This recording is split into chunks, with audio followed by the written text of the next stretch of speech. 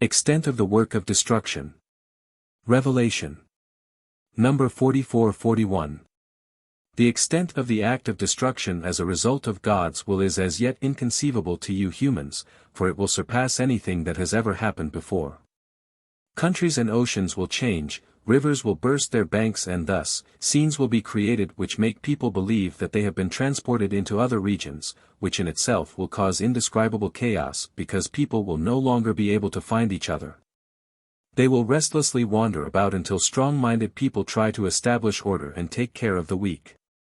The adversity will be so great that it can only be endured by love, and where one will actively help the other, relief and help will soon be felt, which will clearly be granted to them from above.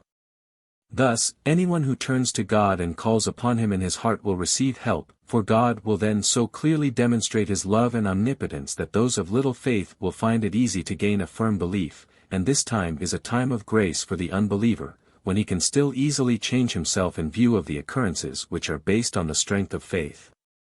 These occurrences will provide food for thought to everyone, yet only someone willing to believe will derive benefit from it, whereas the others will only ever speak of coincidences and face the immense adversity embittered, rejecting a creator or condemning his actions.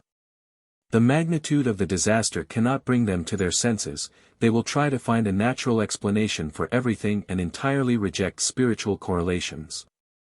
They also remain hard and insensitive towards their fellow human beings' experiences and won't shy away from improving their own situation at the expense of people who are too weak to defend themselves.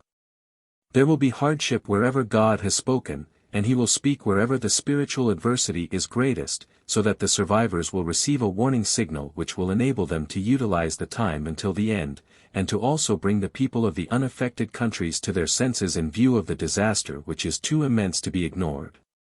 For the whole of humanity will be gripped by fear that the natural disaster might repeat itself and result in complete destruction of the earth. This will in fact happen, but not immediately after the natural disaster. All the same, this fear is beneficial for many people, since the thought of a sudden end and a life after death will come alive in many of them and can result in a change of lifestyle. The world will helpfully want to intervene, yet won't be able to help as much as is needed.